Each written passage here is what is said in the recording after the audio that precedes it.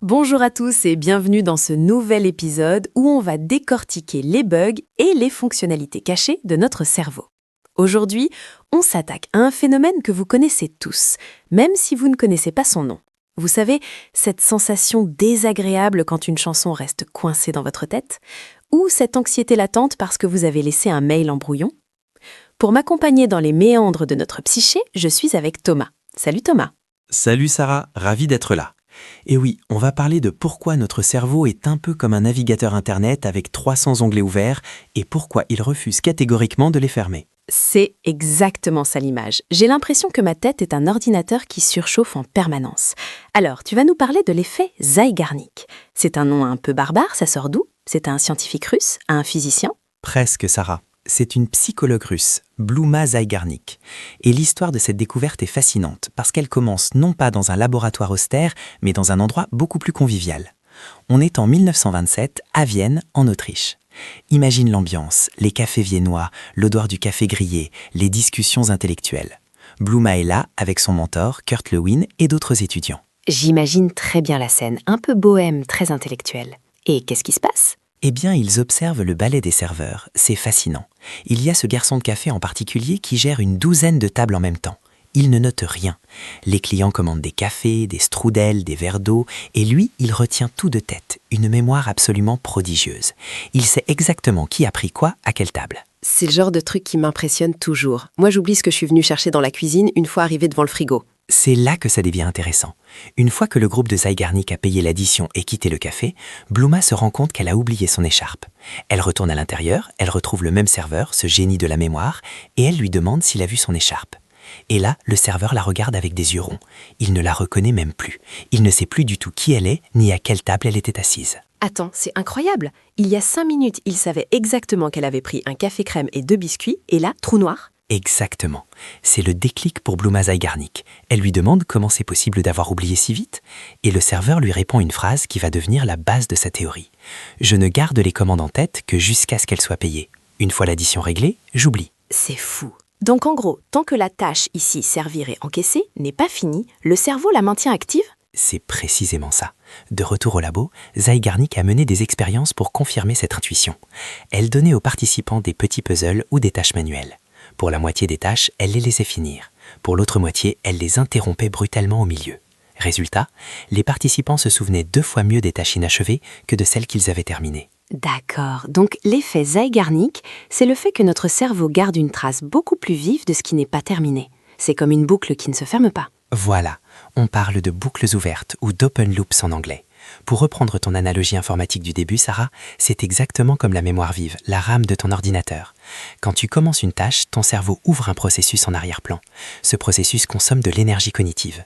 Tant que tu n'as pas cliqué sur « Terminer » ou « Encaisser » pour le serveur, le processus tourne. Il tourne et il te bouffe de la bande passante. C'est pour ça que c'est si épuisant d'avoir plein de projets en cours mais rien de fini? Absolument.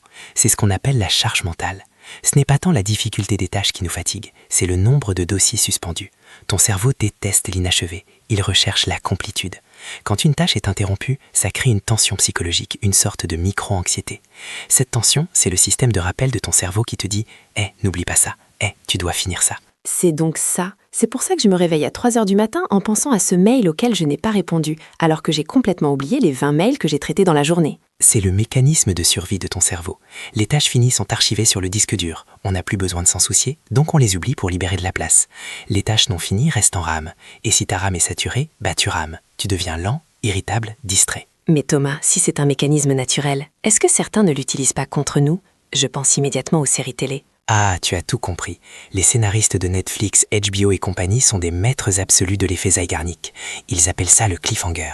Tu sais, cette fin d'épisode où le héros est suspendu au-dessus du vide, ou quand la porte s'ouvre et qu'on ne voit pas qui entre, et boum, écran noir, générique. C'est insupportable. Je me suis couchée à 2h du matin hier à cause de ça. Je me disais, allez, juste un dernier pour savoir. Tu ne pouvais pas faire autrement, littéralement.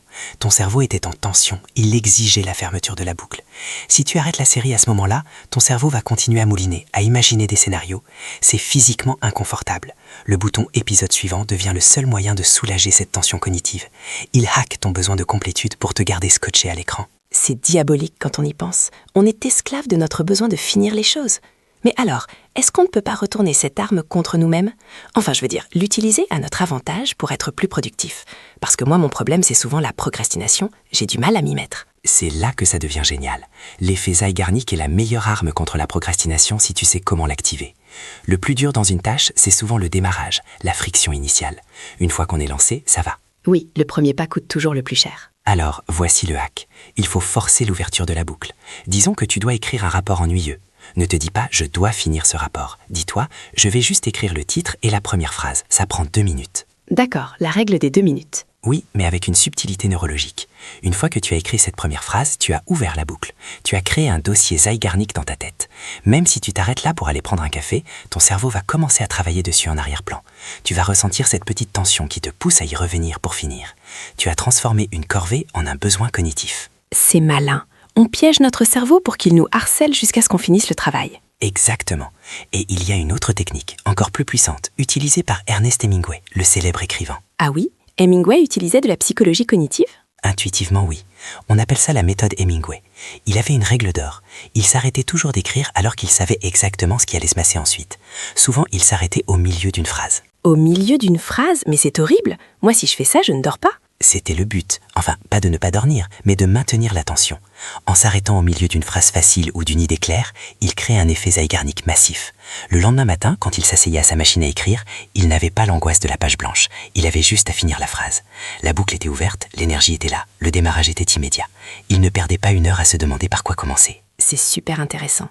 Donc, au lieu de finir ma journée de travail en bouclant tout parfaitement, je devrais peut-être laisser un petit truc en suspens, mais un truc facile pour redémarrer plus vite le lendemain. C'est ça.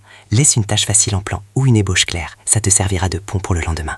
Par contre, attention Sarah, il y a un piège. Si tu laisses trop de boucles ouvertes, tu retournes vers l'anxiété et le burn-out. C'est un équilibre. Oui, parce que si je laisse tout en plan, je vais juste exploser en vol. Comment on fait pour fermer les onglets alors? Comment on retrouve la paix mentale quand on a vraiment trop de choses en cours? Pour fermer un onglet mental, il n'y a que 2 solutions. Soit tu finis la tâche, ce qui est l'idéal. Soit, et c'est là le secret, tu la planifies. La planifier? Ça suffit à tromper le cerveau? Oui, des études récentes ont montré que le cerveau considère qu'une tâche est gérée à partir du moment où on a décidé clairement quand et comment on allait la faire. C'est pour ça que les to-do list fonctionnent si bien, à condition qu'elles soient fiables. Ah, donc écrire, faire la comptabilité sur un post-it, ça permet de sortir l'idée de ma tête. C'est exactement ça. En l'écrivant, tu dis à ton cerveau, c'est bon, c'est noté sur un support externe. Tu peux effacer de la mémoire vive, on ne va pas oublier. Tu transfères la donnée de la RAM vers le disque dur externe.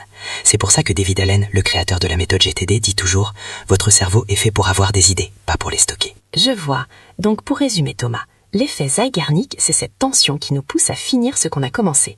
Ça explique pourquoi les serveurs oublient les commandes payées et pourquoi je ne peux pas m'arrêter de regarder ma série. C'est ça. Et pour l'utiliser, on commence tout petit pour ouvrir la boucle et créer la motivation, ou on s'arrête au milieu d'un truc facile comme Hemingway pour faciliter la reprise.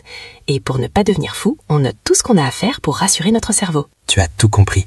L'objectif, c'est d'être le maître de ces onglets, savoir lesquels garder ouverts pour la créativité et la motivation, et savoir lesquels fermer pour avoir la paix. Merci beaucoup Thomas. Je crois que je vais aller finir cette phrase que j'ai laissée en suspens dans mon mail de ce matin. Ça me démange. Fais donc ça, ferme la boucle Sarah. Merci à tous de nous avoir écoutés. On se retrouve très vite pour un prochain épisode. D'ici là, prenez soin de vos neurones. Salut!